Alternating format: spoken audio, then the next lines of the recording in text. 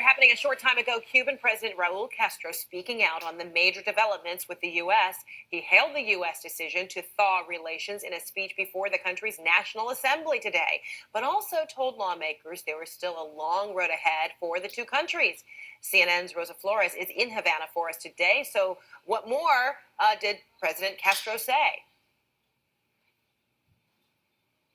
Well, Fred, good afternoon. You know, one of the easiest ways probably to summarize this is by a quote from Raul Castro, which he said, a message to his people, una lucha larga y difícil. It's going to be a long and tough fight for the U.S. and for Cuba as well. That was the message to his people because he knows, as we all know, that even though there's this reestablished diplomatic conversation, lifting of the embargo still requires action by Congress. Now, Raul Castro also had a message for other groups, including President Obama. First of all, he said he's asking him to exercise the full powers of the executive office through those executive orders. His message to Congress to lift the embargo. And he mentioned repeatedly how it impacts the economy here in Cuba. Now, the other thing that he requested from the United States is the removal of Cuba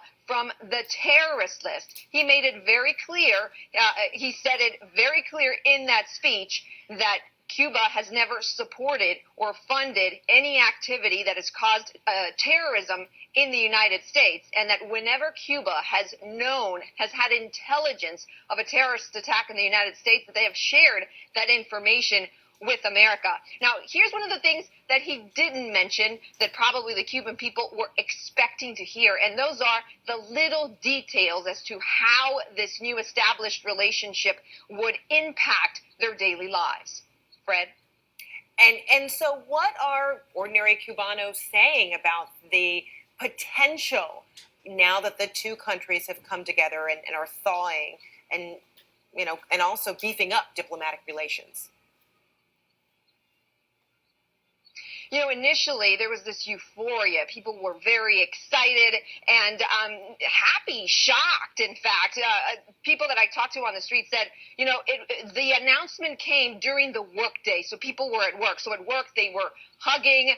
The students had a demonstration on the streets of Havana. And then they stepped back and said, okay, wait a minute. So how is this going to impact our daily lives? So they're measuring their optimism at this point, trying to figure out how is this going to impact my day-to-day. And that's what they were hoping to hear today. We didn't hear those details, but I'm sure they're going to be anxious to learn. Right. I guess it's still early. Right. Nobody really knows. And in some circles, that's very exciting, and in others, it's very nerve-wracking. Rosa Flores, thank you so much. We'll check back with you from Havana. All right, that reaction is more mixed now, particularly in the U.S. Some Cuban Americans had these strong words for President Obama.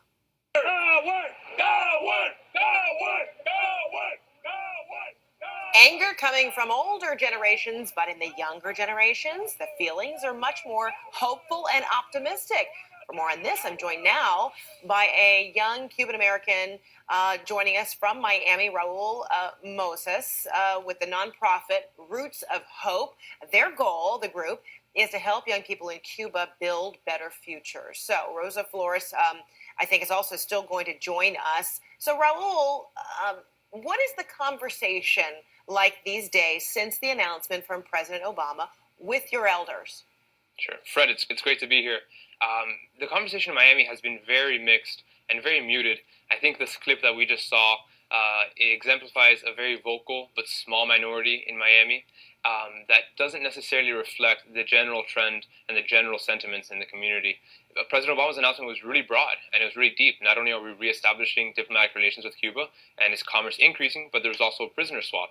And so some of these moves, particularly the reestablishment of diplomatic relations, was really welcomed, I would say, by most Cuban Americans, whereas others, like the prisoner swap, had really much more like stronger feelings elicited from that move.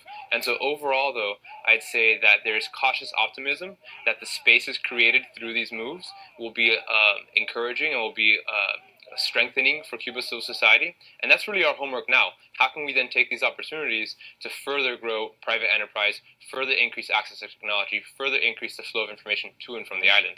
So, Raul, what excites you most about the possibilities? Our work at Roots of Hope has focused on using technology, private enterprise, to really further strengthen Cuban civil societies, particularly young Cubans, who all they really want is to have a dignified life for themselves and their kids and their families in Cuba. The average Cuban does not want to leave the island. And so if we can provide more opportunities for young Cubans to stay on the island, build a better Cuba for themselves and future generations, and in the process be change makers, changing the society from the ground up, then that really would be amazing. And that's what I think these changes in policy on both sides hopefully represent. It's very early. We need to see how both sides implement these changes. I'm under no illusion that Raul Castro and the Cuban government will all of a sudden open up to democratic reforms. I don't think anyone is, but we have to now put them to the test. We have to now hold them accountable to that. And then, Rosa, let me bring you back into this from Havana, because many of the people living in Havana really are living in a time warp, but because there is no other reference point, to some, there are no real complaints. But when you hear Raul talk about, the use of technology as something to be excited about, the average Cuban, hasn't had their hands on a cell phone, are not on the internet regularly. So what is the point of view of the potential of the use of technology there from the Cubans that you've spoken to? I had a very dynamic conversation in an area of Havana called La Esquina Caliente, or the hot corner. People go there to chat just about anything, and it's always a very dynamic conversation.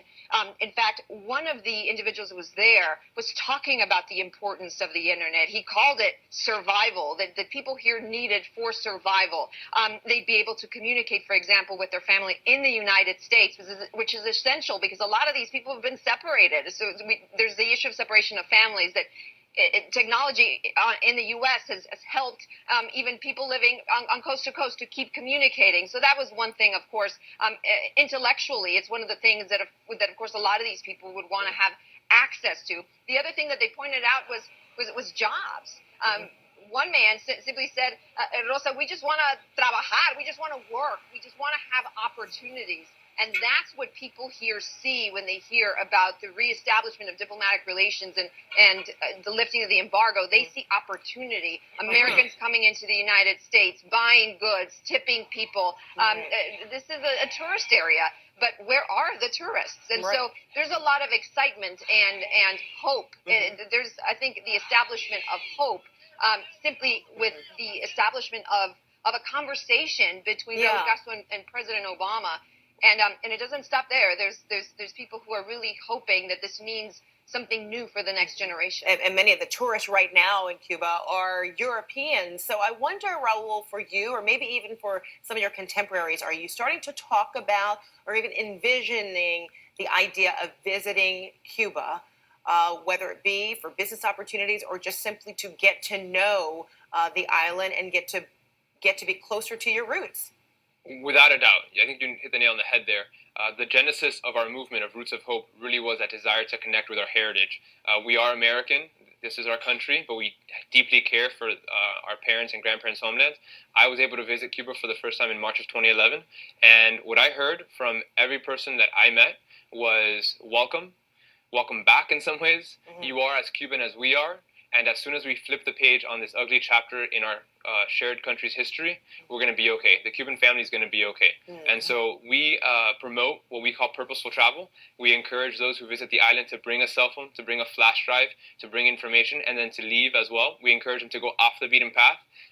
As Rosa is there, she can tell you firsthand all the new businesses that have come up, all the private bed and breakfasts, all the private restaurants. And so really connecting with the average Cuban is something that we think is transformational, both for the tourist that goes with that purpose and the Cuban. Raul Moas and Rosa Flores, thank you so much. Thank you. Good to see both of you. Appreciate it.